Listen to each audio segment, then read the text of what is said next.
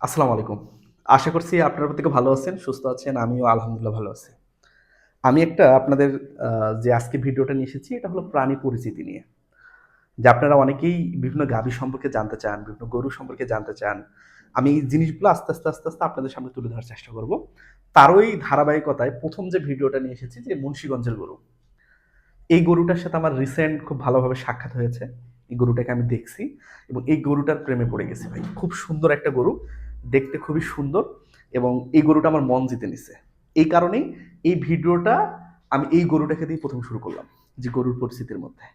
তো মুন্সিগঞ্জের যে গরু, যেটাকে আমরা বলে থাকি যে মুন্সিগঞ্জ হোয়াইট, এই গরুটা সম্পর্কে আজকে আমরা বিস্তারিত জানবো। তো ১ম এ আমরা একটু জানি যে এটার কিছু বিকল্প নাম আছে। দেখেন, এটার অন্য নাম হলো মীর কাদিমের গরু, ধবল গরু, হাসা গরু। ধবল মানে কেন? এটা সাদা, পুরোটাই সাদা। তো এই সাদা থেকে এটার নাম হয়েছে হলো ধবল। এটা বুঝতে সমস্যা নেই। মীর কাদিম কেন? যে এটার মূল যে উৎপত্তি, এটা হলো মুন্সিগঞ্জ জেলা। আর মুন্সিগঞ্জ জেলার যে সদর উপজেলা, এটার যে পৌরসভা, এই পৌরসভাটার নাম হলো মীর কাদিম।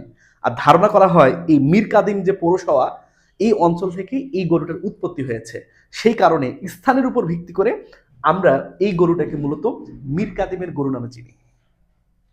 বুঝতে পারছেন? মীর কাদিমের গরু নামে চিনি এবং এই গরুটা কিন্তু আমাদের দেশের লোকাল গরু। যেমন আমাদের দেশের লোকাল গরু আমরা বলতে পারি হলো যে রেড চিটাগাং। তেমনি এই গরুটা কিন্তু আমাদের দেশের লোকাল গরু, একবারে স্থানীয় গরু। শত বছরের এই গরুটার কিন্তু একটা ঐতিহ্য আছে। আমাদের আবহাওয়ার সাথে এই গরুটা খুব সুন্দরভাবে মানিয়ে নিয়েছে এবং এটা আমাদের এখন দেশে সংরক্ষণের ঐরকমভাবে কোনো তেমন খামার নেই। যেমন শাহিওয়ালের ক্ষেত্রে আমাদের রাজশাহীতে আছে, যেমন রেড চিটাগাংয়ের ক্ষেত্রে চট্টগ্রামে আছে। আমরা চাই যে এইরকম, যে এই মুন্সিগঞ্জ গরুটাকে নিয়ে দেশের কোথাও এরকম সংরক্ষণ হোক এবং সেখান থেকে জাত উন্নয়ন হোক এবং এই গরুটাকে দেশের প্রতিটা আনাচে কানাচে কানাচে আমরা ছড়াই দিই। এটা এটা আমাদের স্বপ্ন। তো এরপর যদি আমরা দেখি যে এটার বিস্তৃতি কোথায়, অলরেডি মুন্সিগঞ্জ আমি এটা অলরেডি আলোচনা করেছি। ঢাকা, পুরান ঢাকার মানুষের কাছে এই গরুটার একটা বিশেষ একটা ইমোশন আছে। গরুটা দেখতে সাদা, খুবই সুন্দর। হুম, মাংস খুবই সুন্দর। এই কারণে এই অঞ্চলে মানুষজন খুব পছন্দ করে। এই পছন্দ করার কারণে এই অঞ্চলে কিছুটা পাওয়া যায় ঢাকা জেলায়। পাশাপাশি মানিকগঞ্জ জেলাতেও কিন্তু এই গরুটা আমরা বিস্তৃতি লক্ষ্য করেছি। এই ৩টা জেলা ছাড়া অন্যান্য জেলায় এই গরুটার উপস্থিতি খুবই কম। রাজশাহীতে আমি এতদিন থাকছি, আমি একটাও মুন্সিগঞ্জ দেখি নাই, কিংবা দিনাজপুরে আমি থাকছি একটাও দেখি নাই। হয়তো আছে, কিন্তু আমি দেখি নাই। তাহলে যদি দেখি নাই এতগুলা খামার ভিজিটের পরও, তার মানে এই গরুটার সংখ্যা এই অঞ্চলে খুবই খুবই খুবই খুবই খুবই কম। বুঝতে পারছেন? মূলত এটার বিস্তৃতি এই ৩টা জেলায় সব থেকে বেশি। গরুর একটা ধারণা যদি আমি বলি, যে গরুর ধারণা বলতে যে গতদিন আমি একটা ক্লাস দিয়েছিলাম, ভিডিও দিয়েছিলাম যে গরুর টাইপ আছে, যে মিট পারপাসে, মিল্ক পারপাসে, ডুয়েল পারপাসে, দুটা কাজই করে। তো এটা হলো মূলত একটা পরিশ্রমী জাত। এদের যে এড়েগুলা হয়, মানে যেটাকে আমরা বলদ করি পরবর্তীতে, এরা কিন্তু গাড়ি টানা কিংবা জমিতে লাঙ্গল চাষ করা, এই কাজের জন্য খুবই এক্সপার্ট।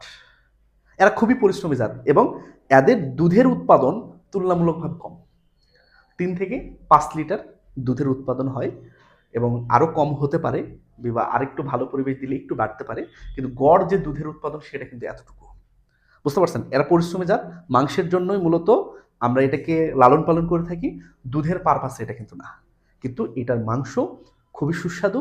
এই একটার জন্য এটা পালন করা সম্ভব এবং আপনারা পালন করলে এটা স্যাটিসফাইডও হবেন, দেখতেও সুন্দর।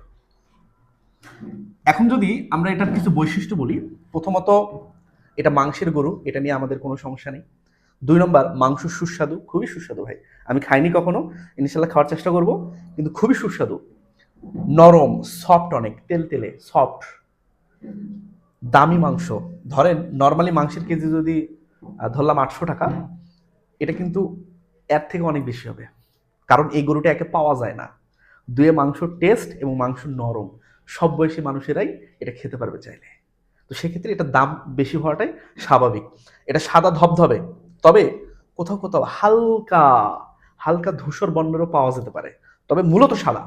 হালকা ধূসর বা হালকা একটু কালচে, হালকা হালকা কালো কালো কালো লোম এরকম থাকতে পারে, তবে মূলত এটা সাদা ধবধবে। সুঠাম দেহ, বলিষ্ঠ দেহ, সুঠাম, কুজ আছে, যেহেতু আমাদের দেশীয় ক্যাটেল, তো সেহেতু উপরে কুজ থাকবে। এবং খুর থেকে চোখের যে পাতা এই পর্যন্ত গোটালটাই সাদা, দেখলে মন জুড়ায় যাবে যে পুরোটাই সাদা। ঠিক আছে, পুরোটাই সাদা, মানে খুবই অস্থির একটা গরু ভাই, অস্থির। আমার ভবিষ্যৎ প্ল্যান আছে, আমি যে খামারই করি, করবো ইনশাল্লাহ, করতেছি, এই খামারে এই রিলেটেড অন্তত একটা বা দুটা গরু আমি রাখবই। দেখার জন্য হলেও রাখবো, স্যাটিসফ্যাকশনের জন্য হলেও রাখবো, যে এত সুন্দর গরু। মানে আমি অনেক গরু দেখছি, আমার ভালো লাগছে অনেক গরুই, কিন্তু এটা দেখার পর আমার সব থেকে পছন্দ তালিকায় 1 নম্বরে আছে হলো এই গরুটা। এটার দুধ খুবই ঘন, যে আমরা জানি যে দেশি গরুর যেহেতু দুধ কম দেয়, দুধে ফ্যাট ফ্যাট পার্সেন্টেজ বেশি, এটারও দুধ ঘন, এটার চামড়া পাতলা, গায়ের সাথে লেগে থাকে, এবং এটার রোগ প্রতিরোধ ক্ষমতা অনেক বেশি। অনেক পরিশ্রমী গরু, অভিযোজন ক্ষমতা অনেক বেশি, রোগ বালায় তুলনামূলকভাবে খুবই কম, এবং আমাদের দেশের আবহাওয়ার সাথে শতভাগ এটা মানায় নিতে পারছে। আমার যেটা আশা থাকবে, যেটা স্বপ্ন থাকবে, যে শাহিওয়ালের যেমন সরকারি খামার আছে, বা রেড চিটাগাংয়ের যেমন সরকারি খামার আছে, যারা উচ্চ মহলে আছেন বা আছে, তাদের আশা করছি এটা সুদৃষ্টি আসছে অলরেডি, এটা নিয়ে কাজ শুরু করছে অনেকটাই। তো আশা করি যে এটা নিয়ে একটা এককভাবে যদি কিছু করা যেত, তাহলে হয়তো ভবিষ্যৎ যে প্রজন্ম আছে তারা কিন্তু এই গরুটা অনেক বেশি দেখতে পেত। বাংলাদেশে এখন এই গরুর সংখ্যা তুলনামূলক অনেক অনেক অনেক কমে গেছে, অনেক কমে গেছে। তো একেবারে নাই হওয়ার আগেই যাতে করে এই গরুটা রেড চিটাগাংয়ের মতো আমরা সংরক্ষণের ব্যবস্থা করতে পারি, মানে এটা আমার একটা আশা থাকবে আর কি। তো আপনারা প্রত্যেকে ভালো থাকেন, সুস্থ থাকেন।